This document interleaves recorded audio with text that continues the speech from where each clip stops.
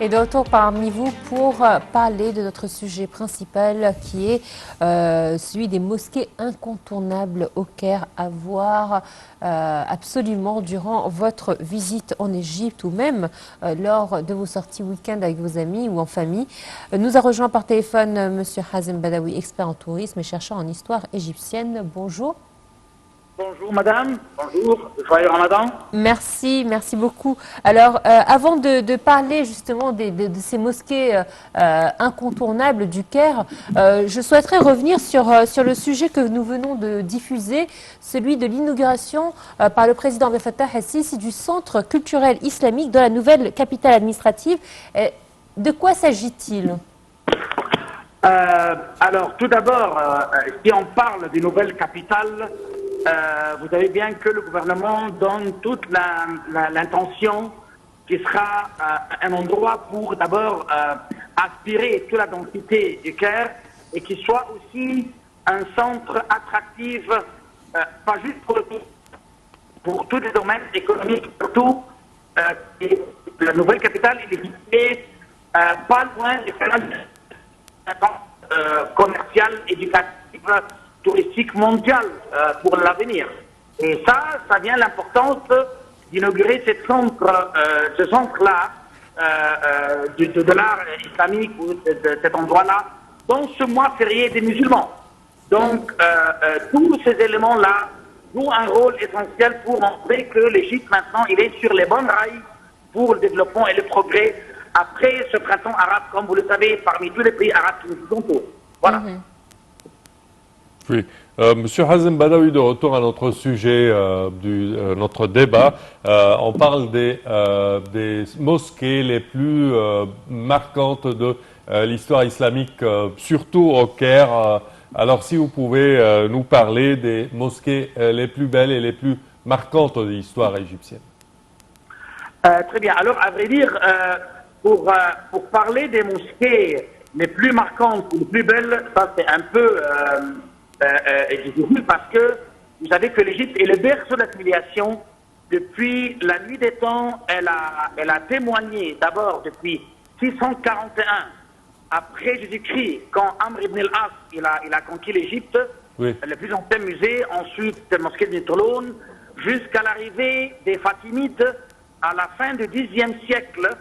Et la rue du mosquée, la rue de El Mouez, qui se trouve auprès de la mosquée de El Azhar, donc la mosquée d'El Hakem, la complexe de Ibn Khawloun, il y a plein de mosquées.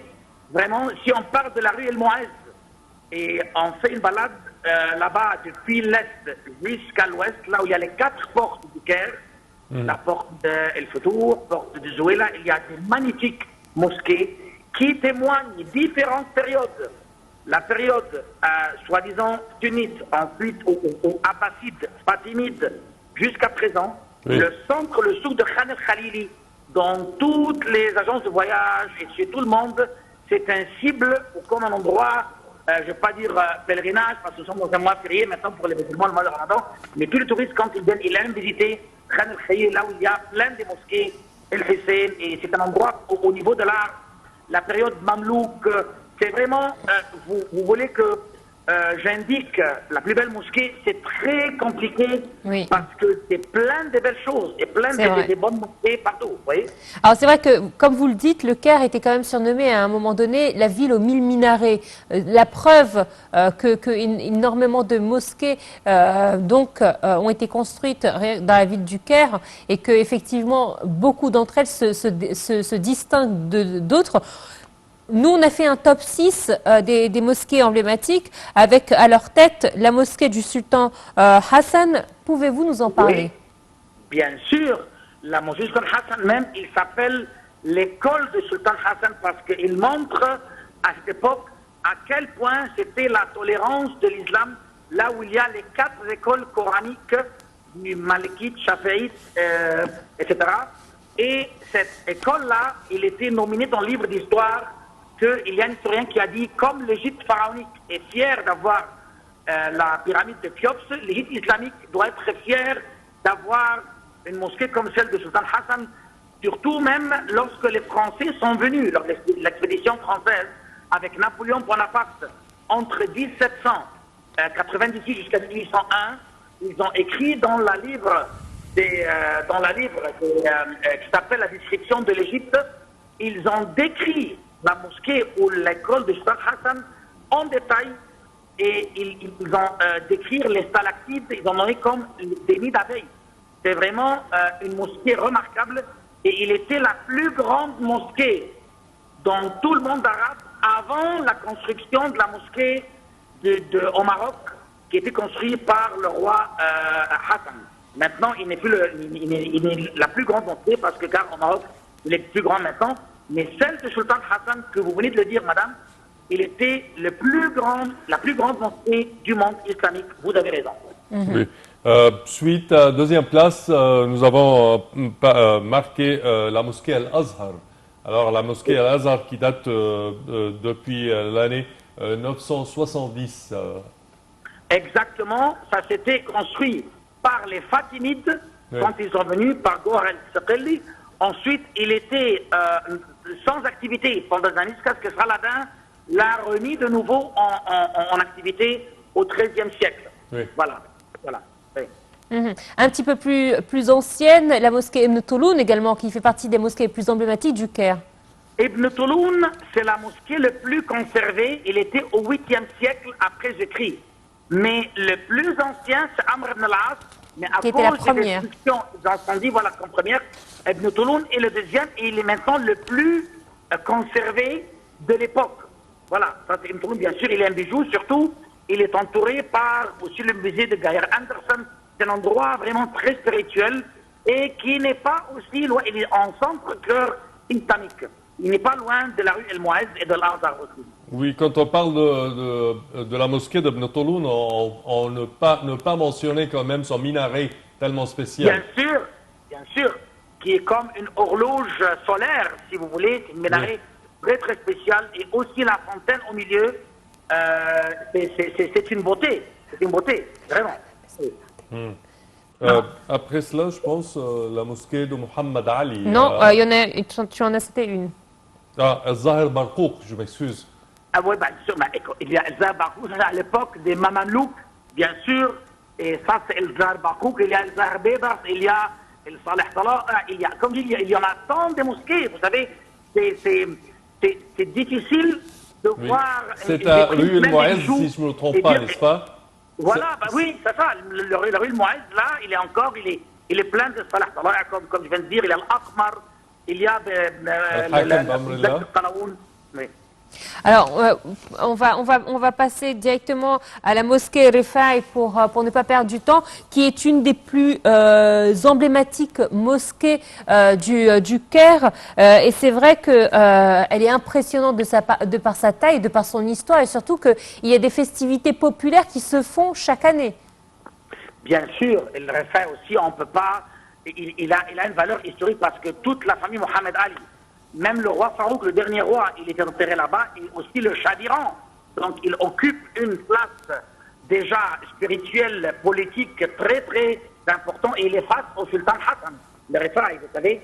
Et bien sûr, chaque année, et en tout cas, dans chaque mosquée, les mausolées, le mausolée de Cheikh à qui la mosquée est dédiée, il célèbre la fête annuelle, et tous les fidèles vont là-bas. Surtout, ils profitent de ce mois sacré, ou mois spécial de Ramadan, laquelle nous sommes maintenant.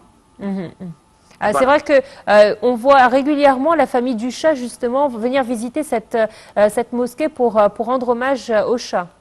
Tout à fait. Il vient le 27 juillet de chaque année. Ça, c'est la date de sa mort. Il était décédé le 27 juillet 1980, ici en Égypte. Oui. Même à l'époque du président Sadat, il lui a fait un hommage très, très respectueux. Oui. Avant de terminer notre rubrique des grandes mosquées, est-ce qu'il y a une mosquée que vous voudriez mentionner, Monsieur Hazem? La grande mosquée aux Nouvelles Capitales, elle est vraiment une mosquée gigantesque, elle est grande, s'appelle El Fattah Al-Alim. Ça, j'aimerais bien mettre l'accent dessus et je souhaite que les Égyptiens vont pour le voir comme un bâtiment vraiment très chic et très somptueux. Voilà. Très bien. Alors, je vous invite à rester avec nous, Monsieur Hazem. On va juste diffuser un sujet concernant un autre endroit emblématique du Caire, le complexe religieux. J'en suis sûre, vous connaissez par cœur, étant donné que c'est un des lieux emblématiques que les touristes aiment visiter. Un Bien court sûr. sujet, on se retrouve tout de suite après pour le commenter. Volontiers. Volontiers. Moïse, Jésus, Mohamed, tous ont été de passage en Égypte, le pays qui fut autrefois celui des pharaons. Dans les rues du Caire et dans chacun de ces quartiers, ou presque, sont construites des églises et des mosquées, rien d'étonnant. La République égyptienne accueille la plus grande communauté chrétienne dans le monde arabe. Et d'après les chiffres officiels, 95% de sa population est musulmane. Mais rien n'empêche chrétiens et musulmans de cohabiter ensemble paisiblement. Il faut dire qu'ils vivent en harmonie depuis des centaines d'années et ce n'est pas près de changer même si des groupes extrémistes tentent de détruire cette cohésion. En témoigne ce complexe religieux situé dans le Vieux-Caire et qui relate le lien qu'ont les trois religions monothéistes avec l'Égypte. La visite commence par la fabuleuse mosquée de Amr ibn al-As, un des compagnons du prophète Mohammed. Et surtout, il est le général qui a introduit l'islam au pays des pharaons au 7e siècle.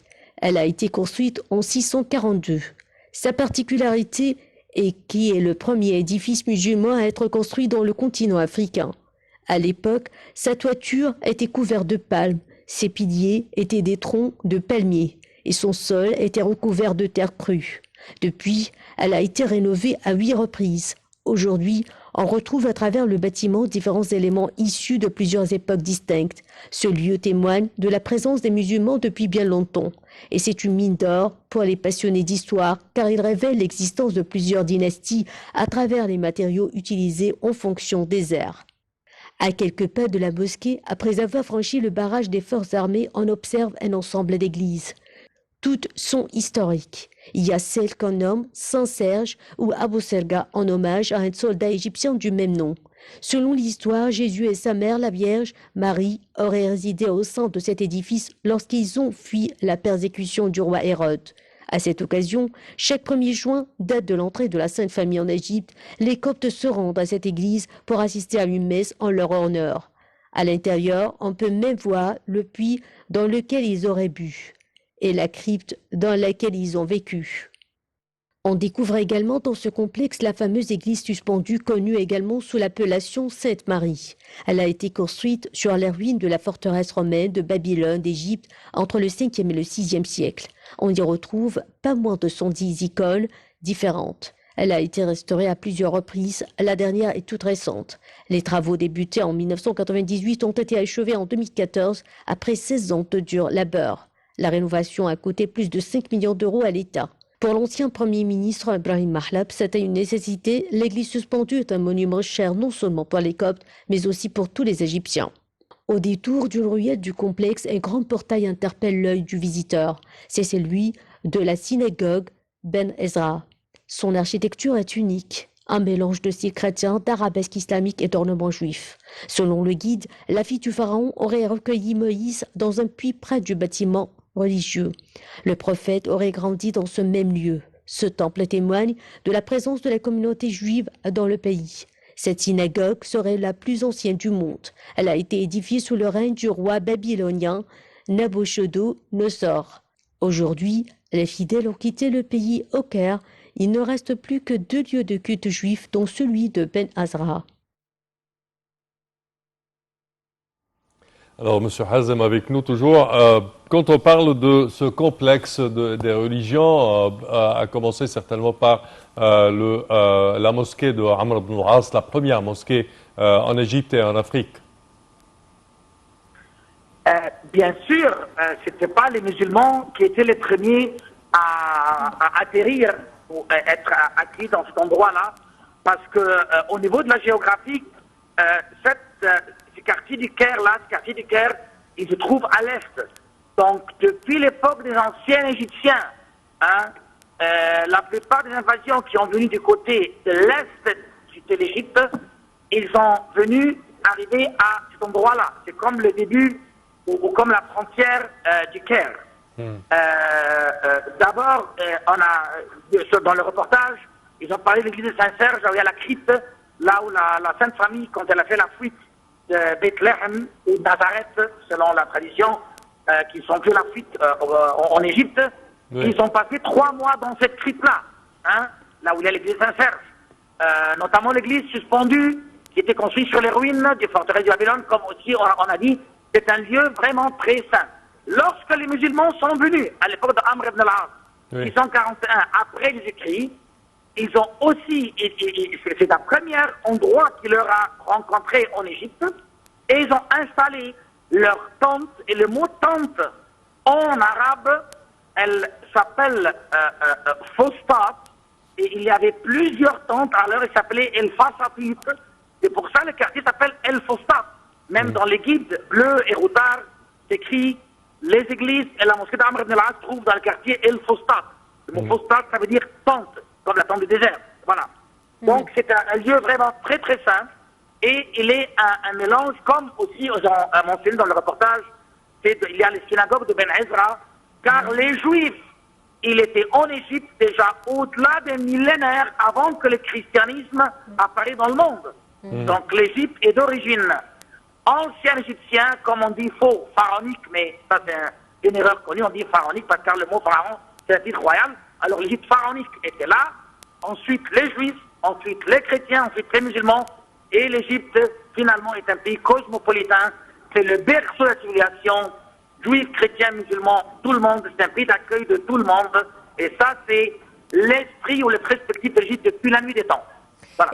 Exactement, je voulais revenir sur cette symbolique justement. Vous venez de résumer la chose. Effectivement, nous avons une des plus anciennes synagogues, si ce n'est la plus ancienne synagogue, qui elle-même témoigne des passages des différentes religions, puisqu'elle a été elle-même, elle a des symboles à l'intérieur de la synagogue qui témoignent du passage du christianisme et de l'islam.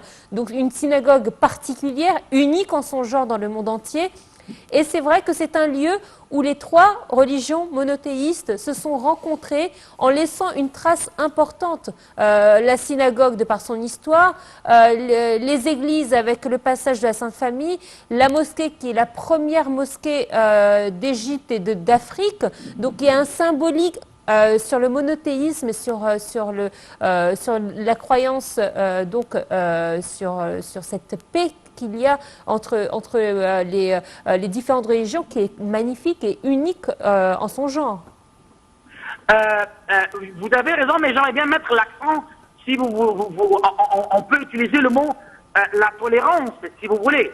Exactement. Aussi, Exactement. Oui, puisqu'on a parlé de la mosquée du sultan Hassan, qui était la plus grande avant celle de Maroc maintenant, il y a à la façade une relief, et celle du sultan Hassan, il date depuis le XIVe siècle, après notre ère, il y a des reliefs d'une synagogue, d'une église, d'une mosquée, il est gravé à la façade de la mosquée. Et ça montre à quel point les gens étaient tolérants à cette époque-là, et qu'ils n'étaient jamais entretenus comme aujourd'hui. En tout cas, ça arrive parfois des événements politiques, mais toutes les religions, dans la base, ils tolèrent l'un l'autre, mais c'est l'interprétation qui mène à quoi des malentendus.